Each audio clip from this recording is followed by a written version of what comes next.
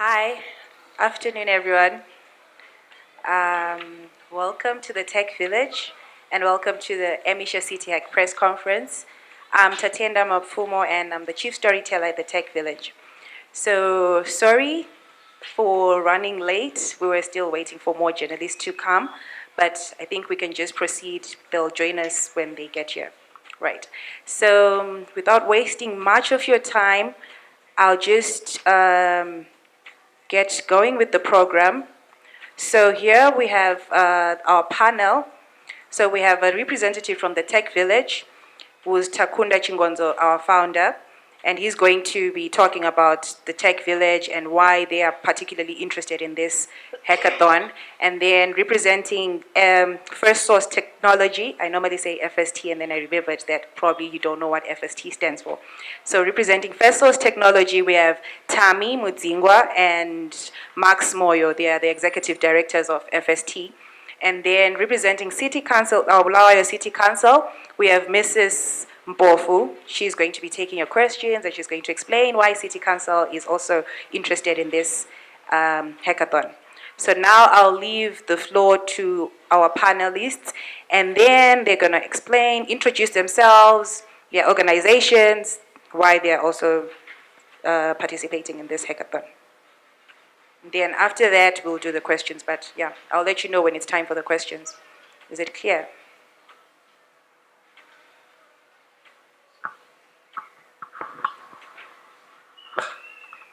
Good afternoon, everyone. I am Tami Mudzingwa, one of the co-founders of First Source Technology. First Source Technology is a company that generally has a passion for creating solutions using tech, leveraging specifically on tech, and any other means. But at the end of the day, that's what we try to achieve. We're made up of about four individuals. That is myself, Mr. Moyo, and we have two other directors who are based in Cape Town. We are all entrepreneurs in our own right, and we basically have a desire to share our philosophy for providing solutions, not only we have a basic philosophy where we have a passion for sharing our desire to provide solutions. Excuse me. I think I'll just hand over to Mr. Moy. All right. Yeah. And one of the things that we also share as a group is the passion for the city of Bulwayo. It's a city where we grew up, and I'm sure it's arguably one of the best run cities in Zimbabwe for the past decades that I know. I still remember even some personal stories that were shared sometimes, when we used to sit around as a family and my elders would share and say, Bulwayo, talking about Bulwayo, talking about this city, that, whenever you entered the city of Bulwayo coming from outside, kwakusiba kachi, a sweet scent, a scent that was different about entering the city of Bulwayo, which is really proof of how the milestones that our city fathers have achieved all these past years. But we all have an appreciation that in the last decade and a half, the Zim economy has experienced certain difficulties.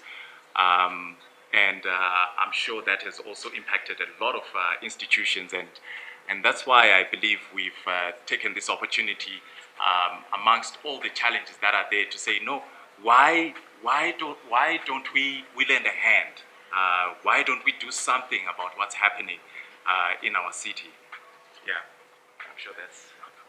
Well, yes, just to add to that, in fact, we have known each other for many years, and as we have grown up, one of the things that we learned was where you identify a problem, it is always wise to also come up with a solution. And so I also appreciate that the best way of the best form of criticism is to lend a helping hand. I had an experience, I think last year sometime, where I needed some records to attend to some personal issues. And unfortunately, I was not able to access those records. And in fact, one of the other directors also had a similar experience, that is Marcus Rant, and he shared that. And when we came together, we began to discuss these issues as a group, and we thought to ourselves, no, given where we're coming from and what we've learned and our basic philosophy, we thought to ourselves, look, we need to be part of the solution. It is not enough to talk about these things, but rather, one thing for sure is that the city of Bulwayo has been doing a sterling job, at least in my opinion.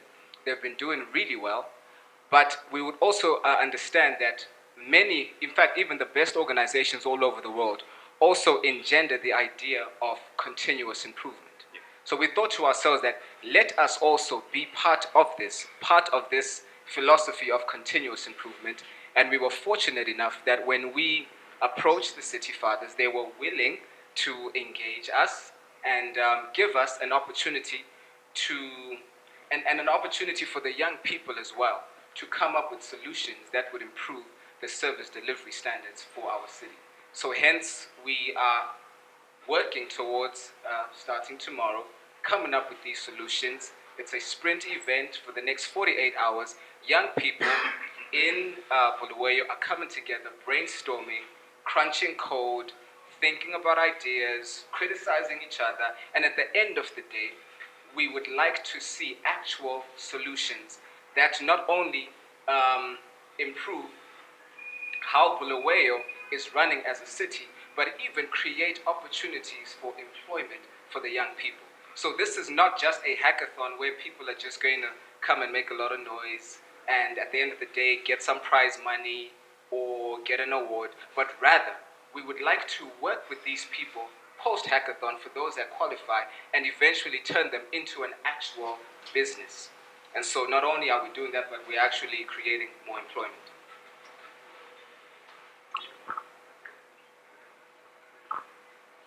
Good afternoon, everyone.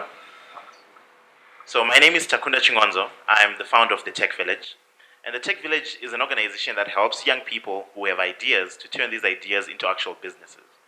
Our goal is to try and lower the cost of creating a company by providing young people with the resources that they need to actually build a business. And so we provide young people with the working space that you are seeing here today, which is very, very cheap and affordable. We provide a lot of training for our young entrepreneurs on how to start up, how to work on your idea, how to build a product. And then we also provide access to a lot of discounted services. So we provide access to servers for those who are building technical products. We provide access to information around legal issues, how to formalize your business, how to manage your finances, how to incorporate, as well as how to manage your intellectual property, which is usually the asset that powers your business. Now, we started working some 4 or 5 years ago in this innovation space in Bulwayo. And it was at a time when a lot of people did not understand what technology was. It was all these ICT apps and things like that. And so, yes, we decided to create an innovation hub. But what we did in the process is we disconnected from the people that actually are supposed to use this technology. And so what we discovered going into this year is that if we truly stand for innovation, which we do, then we must bring innovation into the spaces that we exist, into the communities that we live in and that we come from. And that is where our involvement in the Emisha City Hackathon came from. We believe that it is important to bring young people, these techie people, into the spaces in which they are able to solve real-world problems. Technology should help people live better lives every single day. And so our involvement in this is to provide the support, to provide the resources that these young people need. So over the next 3 days, young people are going to be coming together, entrepreneurs, business-minded people, designers, programmers, and they're going to form teams around some of the challenges that they're going to be provided during that period. We're also going to then provide them with a lot of resources that are also coming from companies that are coming from here in the city of Bulwayo. So smaller companies like Frelo, which is providing a bulk SMS service that the teams are going to be able to use to build a solution. Neon Web Services that's providing the servers that they are going to need to put these solutions on. Small companies like the Startup Clinic that are going to be providing, the legal services that they might need, at least the information and, the understanding of how to do all of these things. So it's really about creating a collaborative effort towards solving our own problems here in Bulwayo. it's not just about private organizations like ourselves or like First Source Technology, but it's about bringing everyone to the table. And that is the reason why we are happy and honored that City Council accepted to be involved in this, and they are willing to work with us. And so we're involving them, we're involving the learning institutions, the students who are coming from NAST, from the Polytechnic, who are all coming together to say, let us build solutions for our city, for Bulwayo. As I said before, technology is not about just building it for technology's sake. It has to make things better. And so our goal is over the next 3 days to show that young people can actually use technology to solve problems that your grandmother in Luveve is facing, or wherever you're living in Bulwayo. Whether you are technology savvy or not, it's about solving those real world problems. And I think we, as FST, we also share a similar passion. Hence, we thought to ourselves that why should we reinvent the wheel? We already have the Techvillage, who have made strides in the tech space as far as Bulwayo is concerned, and I'd like to think in other spheres as well. We thought to ourselves, let us approach the Techvillage. They already have a running ecosystem which will be able to help us run this hackathon and also create these desired solutions for our city. Okay. Have you guys exhausted your point? Okay, so now we're going to hear from the City Council, and these guys have been talking about a lot of challenges that maybe the City Council is facing, so we get to hear from the City Council what are some of these problems that they're hoping that young people can solve for us during during the next 3 days, and why they are even partnering with FST and Techvillage to do this hackathon. So, Mrs. Mpofu, I'm leaving the floor to you. Thank you. Good afternoon. Good afternoon. I would like to acknowledge the organizers as well as the people behind the scenes. I know there's a lot of people that you are working with, but allow me to just say all protocol is observed, and thank you for having us this afternoon. I think as the city of Bulwayo today is particularly important in the sense that it feels like we are standing between the past and the future. I don't know, it's just like we're looking through a window to see what our future will look like. Because as a city, our first mandate is to provide services. And when we provide those services, what's important is affordability, obviously, efficiency and effectiveness, but also the issue of being relevant to the consumer and being relevant to the client. And the example that you gave means that there are things that we need to look at as a city because our clients have changed. Bulwayo was established as a settlement in 1897, and we became a town in 1947. So processes, systems are probably speaking into some of those historic contexts in which we come from. But what's important now is that we have a more discerning consumer. We have a client who needs to be assisted and whose time is very critical in how we manage it. So as a city, we want our services to be time conscious. We want to be customer centric, and we know that for us to be able to evolve, it means that our systems and our processes must be evaluated and adapted to the future. So for Bulwayo, we're excited that there are young people who seem to be running. I was saying they seem to have this whole flow. They must be very rich, these guys. But they seem to. You can acknowledge that it's a professional approach. It gives you confidence that they do know what they are doing and they are passionate about what they are doing. So for us, it's exciting to be able to meet and to partner with young people, because as a council, we have to serve in terms of age groups, different age groups. Some of them, our clients are much older than us. Some of them are younger. But what's important now is to allow the young people to be able to shape how the city is governed, how the systems are developed, and also how do we move as a city to be a good, to have a good e-governance system where we're able to allow our clients to have services without even coming to our walls, and also be able to interrogate any data that they need about themselves and about their properties. So for Bulwayo, when we heard about this, we're very excited, and the departments have been working to identify some of those issues and services that we feel we will be able to partner with and get solutions for through this hackathon. I'll go through some of the services that we are also hoping that they'll be able to look at even as they go through this exercise. We are looking at how do we improve, or we have a mobile app application for fault reporting, which is linked to our call center. We do have a call center, but right now it's through a phone system. You have to practically phone the number and speak to someone. But it's also important that even as you go through the city, whether it's littering, whether it's sewer-based, water-based, you should be able to just click on some app and that concern or fault, or even compliment. We also like compliments, We don't get them, but please send them. But is able to be logged into our call center. And also, how do we just improve in terms of keeping our data for bookings? We've got various walls where we book, like our city wall, our community walls. We also want to look at how we can improve in terms of managing of our properties. We know that as Bulwayo, we are told that a lot of industries have closed. We should be able to have data at the click of a fingertip that is categorized by sector, industrial sector, to say, okay, those that were manufacturing soap, so many closed, so many are working, so that we are able to even measure our input into the national GDP. And also our resolutions as a council work through a system, a governance system called the council system.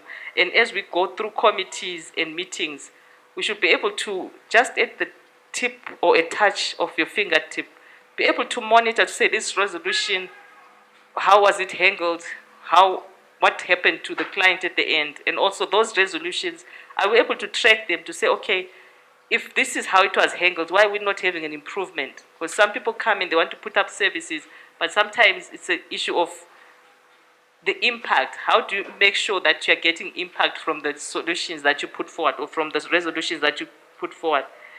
Our valuation of properties as well, and also a parking, maybe an app for parking our vehicles, even as you park, maybe something that shows where the parking spaces are available, even just be able to pay online. We don't have to have hassles and trying to claim vehicles, but even as you park, you should be able to immediately have a ticketing system, or you can log in and the money is deducted, because now everyone is electronic transfers. Those are the things we hope we'll be able to do.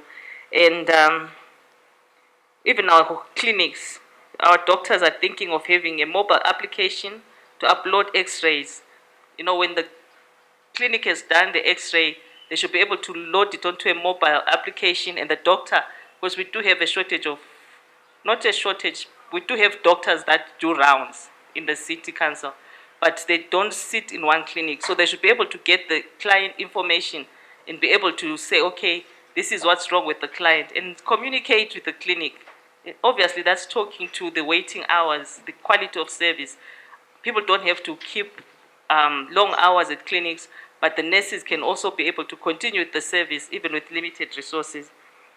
And also for our schools, I think they are basically across our services. But what's important for us is that we acknowledge the proactiveness and the innovation that came through this partnership. As a city, sometimes when we're not in our little corner, it could be a little corner, but even as an individual, when you continue with your life and living your own life, sometimes you need someone to sort of shake you and say, okay, this is what's happening elsewhere. So we also want our services to be world-class. We want to be able to, because we live in a global village. When people come to Bulwayo, they mustn't feel that, well, we are in Africa, but they mustn't feel like they're at the back of beyond. They must still enjoy the services, even for people who live here, because what's important is the resident who lives here as well. So this program is allowing us to be a learning and evolving organization. And we hope that from the solutions that come, they can be integrated, because what's key for us is practical and doable solutions. I know some of the things, sometimes people can speak and come up with solutions, but when it comes to the ground, they might not actually fit maybe our context in which we do business. But I think the engagement between the organizers and the various departments of council is going to allow that process to ensure that it's relevant and to ensure that it's something that Bulwayo can take forward. So I just want to thank, I like what one of the speakers said there's a sweet scent. I believe that it's coming back. It may not smell like Lobel's bread, it may not smell like those pies, but I think it's going to smell like innovation. I think it's going to smell like technology. Yesterday we were able, I was just saying as we're coming that sometimes you need to step back and just, okay, I don't know. Anyway, sometimes we need to just ask the Lord what exactly is happening, because yesterday we live streamed our first council meeting, and it was the 3,340 full council meeting that the city has had.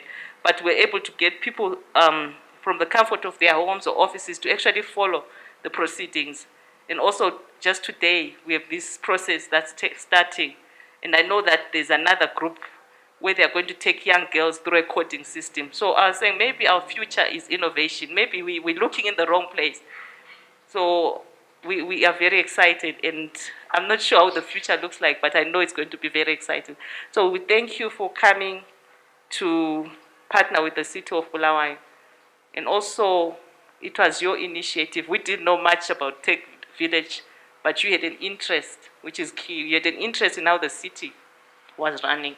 And I think that's our message for all stakeholders. Sometimes that interest needs to go beyond the complaint. It needs to say, I think this may not be how I want the service to be done, but I believe this is how it can be improved. So I think going forward, it's about partnership. And also, when we establish these sustainable partnerships, we can make Bulwayo a better place. Thank you. Okay, all right. Thank you so much. So now I'll leave this chance for questions. If anybody has questions on what the organizers have said, any more clarifications. And when I give you the mic, when you start speaking, please introduce yourself, your name, and which publication you're representing. Okay?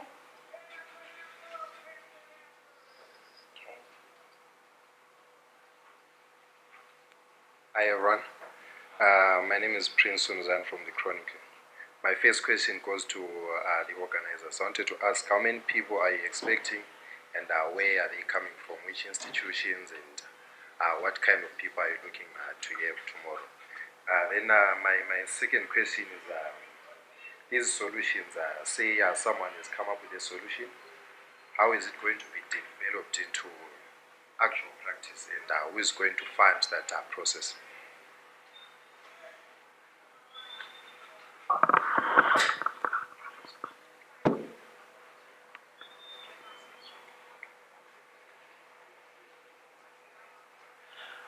Okay, so for on the first question, to say who is participating and where they're coming from. So what we did was we put up a website for the hackathon itself, where people were able to sign up onto it. So most of these people are people from all walks of life here in Bulwayo. You have some students from NAST, from the Polytechnic, and others who are actually working in different companies who are choosing to spend their weekend trying to build some of these solutions. So it's really a very diverse sort of people. It's not just young people like your 16-year-olds, your 19-year-olds. These are, working professionals. And over and above that, we're also getting a good number of industry titans and experts who are also coming to mentor these teams. So they are involved in it, but in a way that helps the teams to make sure that by Sunday, they are talking about an actual product and not just, a plan or a proposal. I also want to ask, as a follow-up to that question, you said it's for all walks of life, and we're calling this a hackathon. I don't know, but maybe you also need to explain what a hackathon is, because in my mind, I'm thinking a hackathon is only for techie people, tech-savvy people. It's like for innovators. I don't know, maybe I have to be a geek, a computer geek, or something for me to participate in a hackathon like this one. Okay. Sorry, I'd forgotten about that part. So think about a hackathon in this way. Traditionally, when you're trying to build a solution or to build a company, and and because we're hoping that these solutions actually become, formal companies in the near future, and First Source Technology is going to speak to, their involvement in making sure that happens as well as us. It usually takes something like 6 months for you to come up with your idea, work on it, build a product, try and talk to customers and all of that, try and find the resources. You need servers, you need a business mentor, you need to find a lawyer, and all these things, right? What we're doing is we are taking what you would need to do for those 3 to 6 months and compressing it into 3 days. And so we're making sure that as you arrive on Friday, you already have a sort of a team packet that is a good number of those resources. Here's the server that you're going to need. Here are the resources that you're going to need. You have the advisors and the mentors who are going to be coming, on every single day. We're coming to say, how is this going? Okay, is your business model, is this sustainable? Can you make money here? The technology, is this even applicable? Will people use this? Is it suited for the people that we have here in Bulwayo? And all the sort of the support that you need. So it's about concentrating all of that into a 3-day period. So accelerating that process and then providing resources after the hackathon to continue that motivation. It's also, because resources are limited. And so it's also a way of trying to identify the best solutions that come out of it to provide the resources that are there, whilst supporting every single team that comes across. And perhaps to speak to the second part of your question. I'm not sure how many times, but I think it might have been 100 or even 1,000 times while Thomas Edison was trying to come up with a light bulb that would actually work. And I think it is said that he failed, and after failing maybe 1,000 times, someone asked him, but why do you keep doing this? And his reply was, well, at least I know 1,000 times that will not work. So what are we saying? As First Source Technology, I think we've had a few scars and bruises over the years. In fact, quite a few failures. And now coming into this, we see that not only as something that we'll just sit on and allow someone else to make the same mistake, but rather to share the mistakes that we have made in the past so that others avoid them. It is said that any fool can learn from his mistakes, but a wise person will learn from those of others. So what we are trying to do is share what we've experienced, and post a hackathon, we will provide mentoring and network opportunities and also provide the funding. And this process will go on for the next 6 months. And as we go through those 6 months, we will interrogate and refine and work with the teams so that by the end of those 6 months, we can then review and say, okay, so this is how far we have come. Does this thing or this thing that we have created, is it going to go any further? We also feel that one of the opportunities that are lacking amongst us, and I'd like to speak especially for the African context, is that Africans are not investing in other Africans. It might not necessarily be money, but it might even be time. So what we would desire to do is take that risk and run with someone for 6 months, give you an opportunity as well to succeed or fail, but in the process, learn from it. And hopefully after that, of course, the ideal is that we create an actual business solution. But there's also the possibility that that might not happen. But the important thing is that you will have learned from it. And I think it's a learning process, a learning experience for everyone that's involved. And I think also to speak to the element of the funding, I think what we're also trying to do is to demystify this whole trying to start a business process. A lot of people think you just need a whole lot of money to start a business, right? What we're doing here is these solutions, ordinarily you would need to then write your own proposal, go to city council, and try and get a meeting and all of these things, right? You're coming through 2-3 days where the people who want to uptake your solutions are there, right? Which is the city of Bulwayo. And so when you're trying to also build the companies, in as much as, there will be funding, what we're also trying to do is to build businesses or solutions that are sustainable from the get-go, that are able to generate their own sort of revenue, so that they don't depend on grants or funding, and then if there's no grants, then it closes and it shuts down. We've seen a lot of companies in Bulwayo shut down.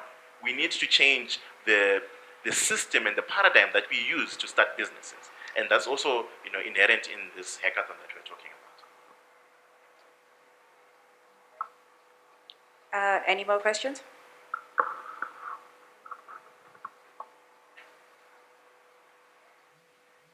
Okay, and how many ideas are you looking to take on board? And also, given that this is intellectual property, what measures do you have in place to protect such ideas from being stolen by other people? Someone who has the money there and they can take the idea, develop it in a space of 2 weeks and have it sold out.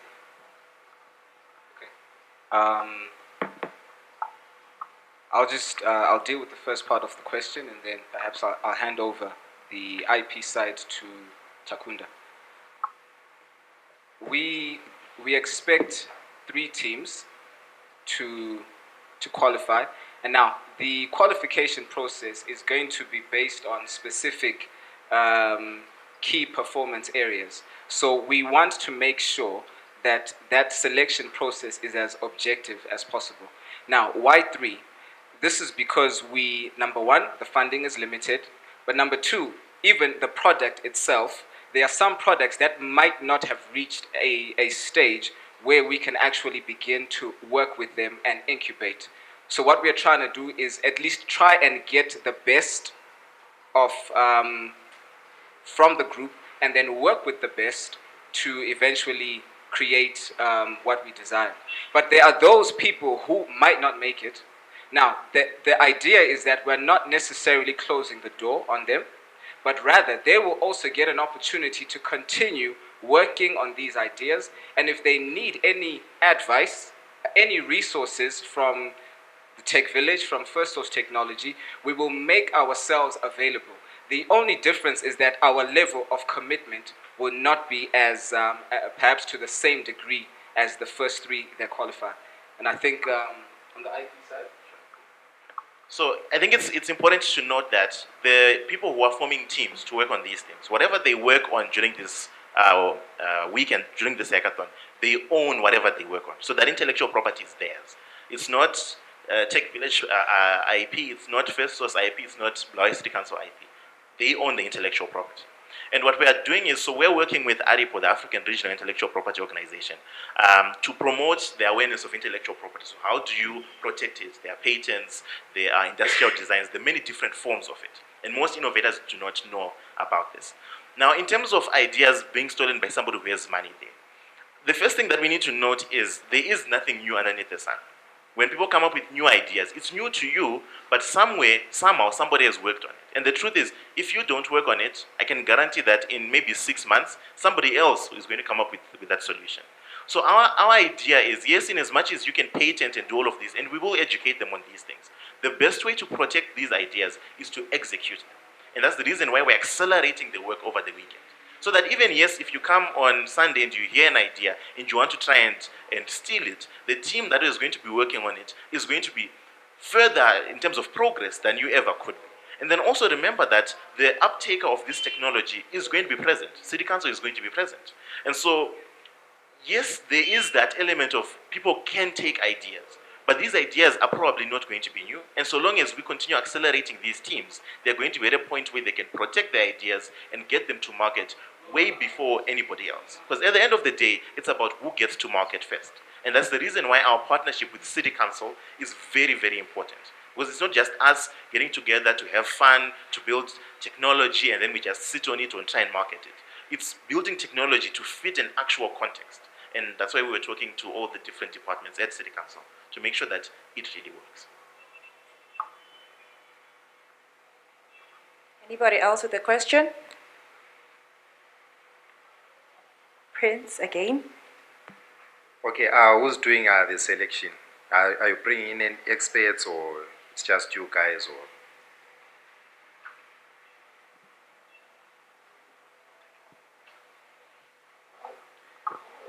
Or Takunda mentioned earlier that while we have many techies here, and the people that will be participating are people from different walks. So number 1, the teams themselves are made up of different qualities. You've got your developers, you've got your people with the business mindset, you've got your people with an aesthetic mindset as well. And we mentioned earlier about the KPIs. Now, we're going to have a set of judges who will then be able to maybe judge according to those various disciplines, as it were. But at the end of the day, who are also able to see what a total solution should look like. and on the basis of the KPIs and perhaps their experience as judges, perhaps business experience, tech experience, and maybe even aesthetic experience, whatever the case may be. But based on that experience that they've gained, they will then make the decision on who wins. And all these people will be external. None of us here will be involved. Rather, we're going to get people from outside who we hope will make a neutral decision as well.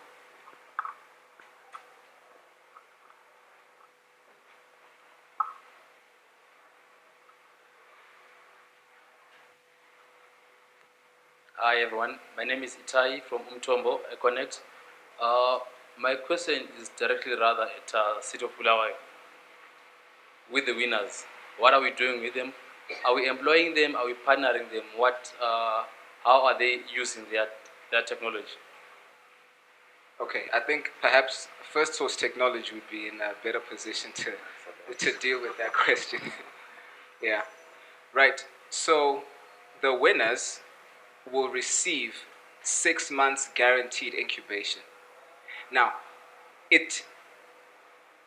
for us to create a solution, a comprehensive solution within 48 hours is not feasible, because these are projects sometimes that could take anything from 90 days even to a year, depending on how complex it is. So within these 48 hours, we are trying to come up with a prototype or a concept at least that can then be taken and developed over the next 6 months, and then after that we see whether or not it actually fits. So a lot of that is going to be a lot of commitment on the side of First Source Technology and Techvillage. And then after that 6-month period is done, we can then go back to City Council and say, here's the opportunity that you gave us. We have spent 6 months working on it, and this is what we think we can provide.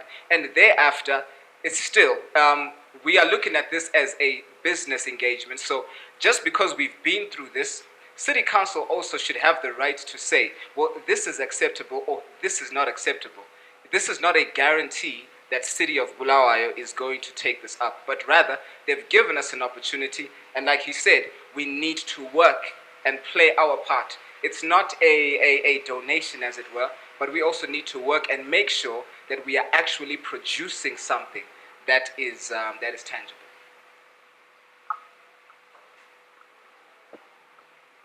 Any more questions?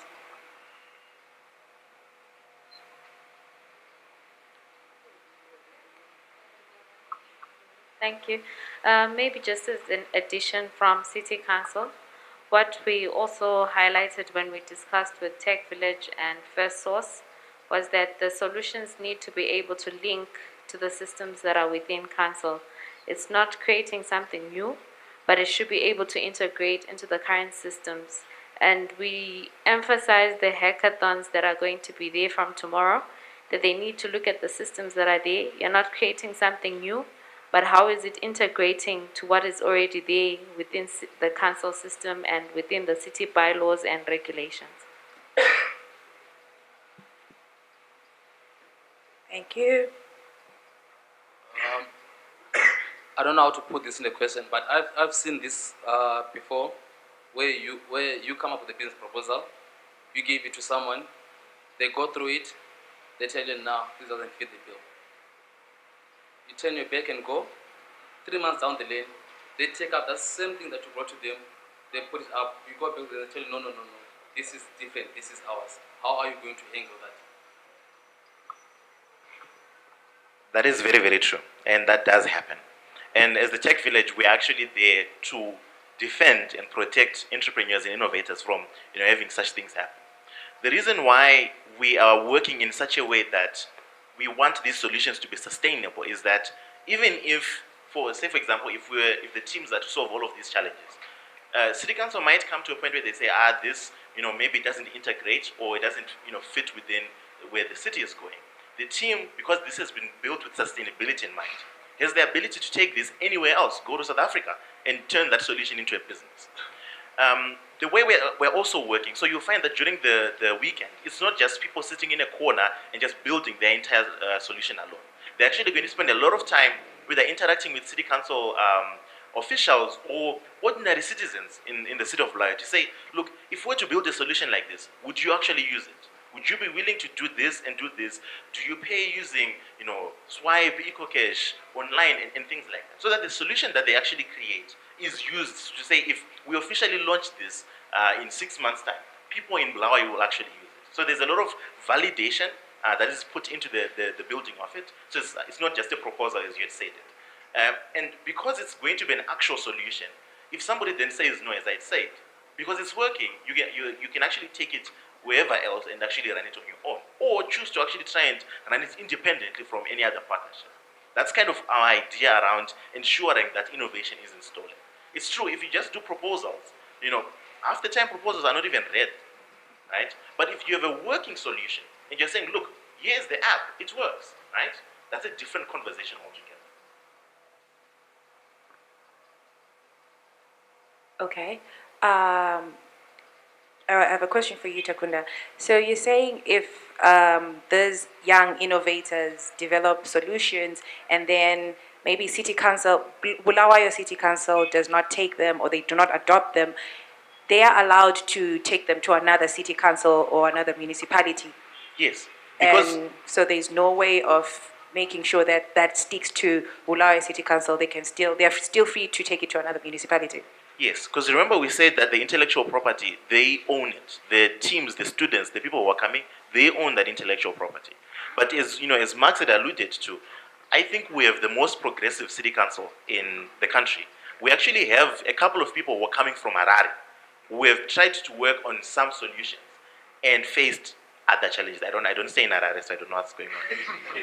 Right? But when they heard about this and they heard that we're working with the Bulwayo City Council, they're like, oh, okay, no, actually, I'm going to bust down and I'm going to come and participate in this. So, yes, they have the willingness to do that, to go anywhere else, but I think we're working with the most collaborative and progressive partner in terms of city councils. Thank you. Any more questions?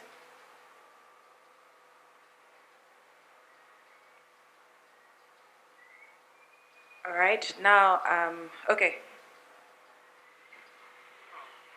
First source. Yes, sir.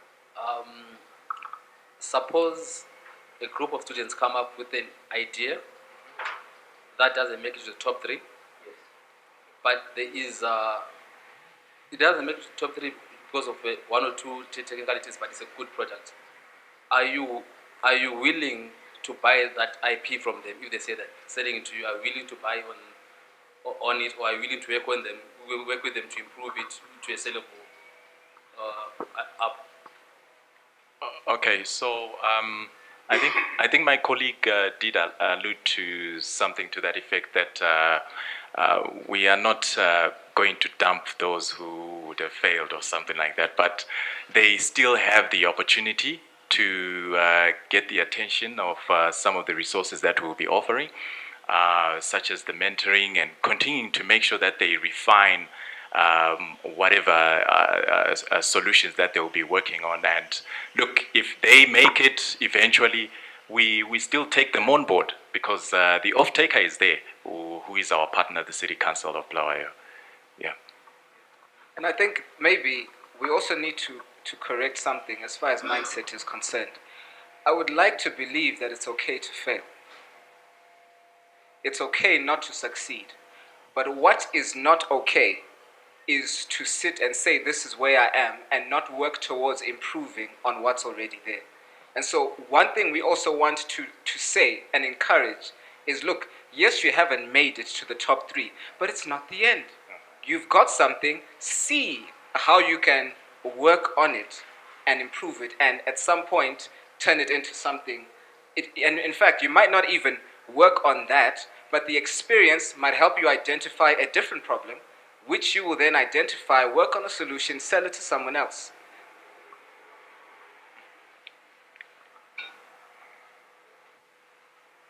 All right. Now I'm shortly gonna wear my other shoes or my other hat. I don't know. As a reporter for Teepster, have you guys done hackathons like this before, or have you had hackathons before, and what was the success like? Did you have startups or ideas that are now successful or working on certain things before? So as the Tech Village, we have run hackathons before. From our last hackathon that we had over TechFest, I think had 6 teams coming out of that hackathon. Of the 6, 4 of them are still active right now. So 2 did fail, and the teams disbanded. And just as a good example, I think one of the speakers during the hackathon is actually the winning team from the previous hackathon. The team was called Nkomo Connect. They built a tracking device for cattle because we are living in a region where there's a lot of cattle ranching, right? And so I remember, I think it was just 2 months after their that hackathon, they were actually taken to Botswana to pitch to the government of Botswana because they have a very diverse industry in terms of cattle and livestock. So they have been making a lot of progress. They have faced just some challenges in getting their prototype onto the market, but they have been working, they've partnered with a good number of organizations. There have been other hackathons in the country as far back, I think, as 2014. And what happened from those hackathons, and I did participate as a participant, what we saw was that after the hackathon, people would just forget. We came, we had fun, and then people left. And so the way that we have opted to structure our hackathons through a program that is called Community X that we run as the Tech Village is to structure it in a way that we provide enough support to make sure that post-hackathon, these startups actually do exist. And there are more that we are planning with our partners in the near future as well. All right, any more questions? Okay, questions. All right, so I think that's basically it. And so thank you so much, Tech Village, First Source Technology, City of Bulwayo, for answering our questions. And then if any of the reporters have more questions that they want to ask the panelists, like somewhere secretly, feel free to do that in the next few, I think I'll just give you like 15 minutes to do that before we close our offices and will no longer be open for more questions. So yeah, thank you so much for being part of this press conference, and thank you so much for your questions. Hopefully you got enough information and you now understand what the Emisha City Hack is all about and what hackathons are all about and how they are structured, how they run. Yes, so from the Tech Village, First Source, City of Bulwayo, I will say thank you on their behalf. Thank you so much.